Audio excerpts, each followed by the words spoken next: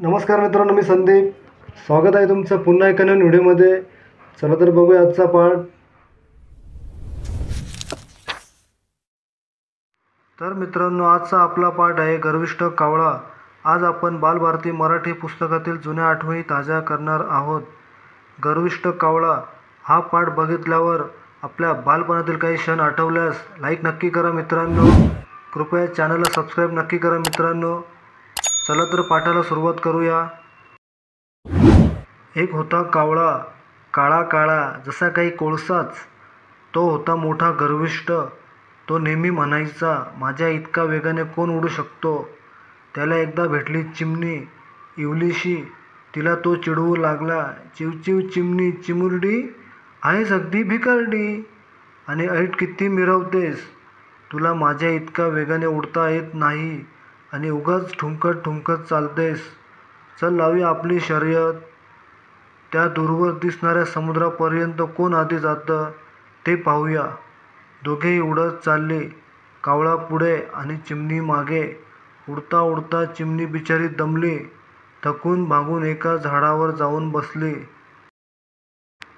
ते पाहून कावळ्याला आणखीच गर्व झाला. तो उडत उडत पुढे निघाला. त्याला भेटला एक मोर. त्याला पाहून कावळा म्हणाला, नाच नाच नाचतोस मोरा, उगाच मिरवतोस आपला तोरा. अरे, माझ्या इतका वेगानं उडता येतं का तुला.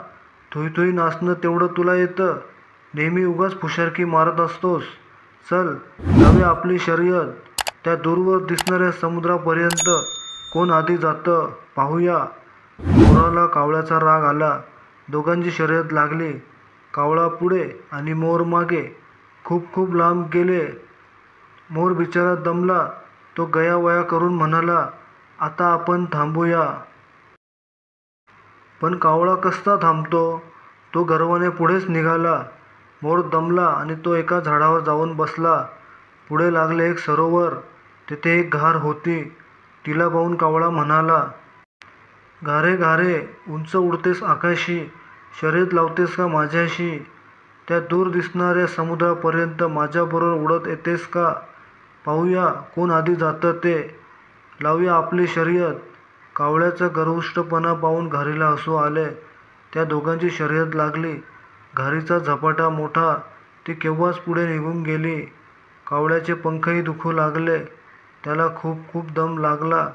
धापा टाकत टाकत तो घारीला म्हणाला, ताई ताई, आता तू थकले असशील, आपण या खडकावर थोडी विश्रांती घेऊया.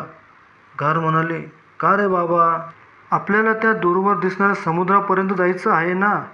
पाहूया आधी कोण जातं ते. कावळा खूप दमला होता. तो घारीची मनधरणी करू लागला.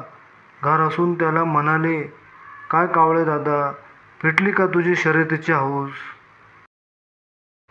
मित्रांनो, गर्विष्ठ कावळा हा पाठ आवडला असेल तर लाईक नक्की करा मित्रांनो. चॅनलला सबस्क्राईब नक्की करा मित्रांनो. असेच नवनवीन आपण तुमच्यासाठी आणणार आहोत.